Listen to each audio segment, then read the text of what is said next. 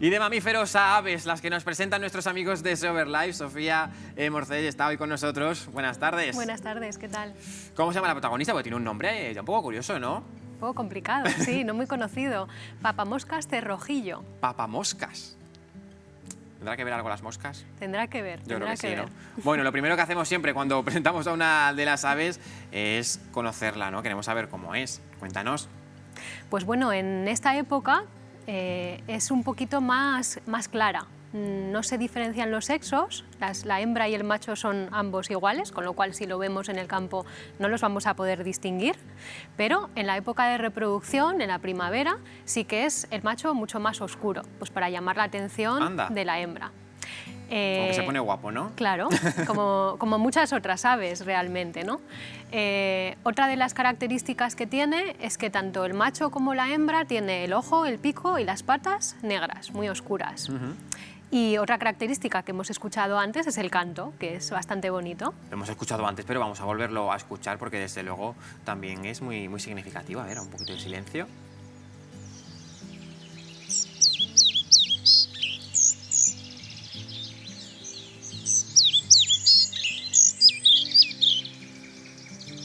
Un canto que llama la atención, ¿no? También atractivo, ¿no? Sí, muy relajante, ¿no? Sí, desde luego, nos lo podíamos poner aquí todo el rato de fondo, no estaría mal. Bueno, Sofía, ¿y dónde podemos encontrar el papamoscas cerrojillo?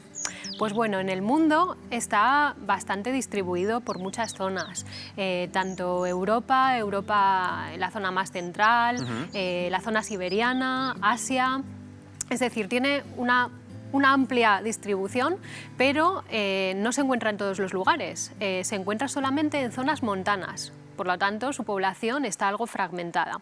Se encuentra en concreto por encima de los 1000, 1500 metros, a veces por encima de los 1900, pero es mucho más raro. ¿Y qué hábitat le gusta?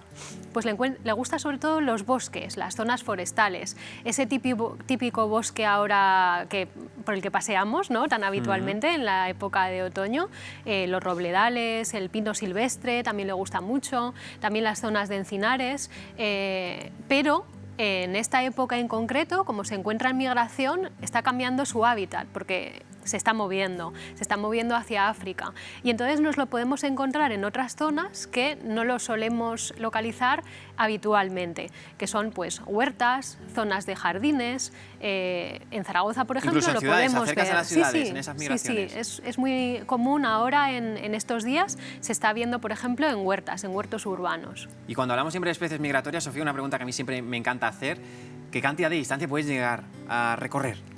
Pues una distancia bastante importante, bastante interesante, entre 5000 y 9000 kilómetros. Wow. Teniendo en cuenta que es un pájaro muy pequeño, pequeñito, claro, pero la distancia que recorre es pues aproximadamente como la de una grulla común, que es un ave pues mucho más grande, ¿no? Una envergadura mayor. ¿Qué nombran las grullas? ¿También migran en grupo o van en solitario? No, la migración que tienen estos animales es mucho más corta, no corta en distancia, que ya hemos dicho que migran, que se van muy lejos, sino que como son animales tan pequeñitos necesitan comer y descansar mucho más habitualmente. Entonces sus trayectos son mucho más cortos y no van en grupo como van las grullas, como nos imaginamos Claro. una migración normal, ¿no? Sino que van cada uno por su lado. Pero sin embargo, cuando paran sí que se pueden encontrar todos juntitos pues a una distancia pues no sé, de 1 metro o 2 metros, y te puedes imaginar, por ejemplo, un huerto con a una distancia determinada bastantes de esta especie. Y con ese nombre imagino que no solo moscas, ¿no? Pero tiene predilección por los insectos. Sí, de hecho, si nos lo encontramos ahora, por ejemplo, en una huerta, no nos tenemos que asustar, no se nos va a comer las hortalizas para nada, va a comer moscas y mosquitos, con lo cual... Es importante que a veces asustamos con los espantapájaros a todos los pájaros y fíjate... Todo lo contrario, nos va a favorecer porque se nos va a comer los insectos plaga. Y además, ¿cómo le afecta el cambio climático? Porque imaginamos también que estas aves migratorias también están muy expuestas, ¿no? Sí, eso es una de las especies que se conoce que el cambio climático, los efectos del clima, están afectando a sus poblaciones.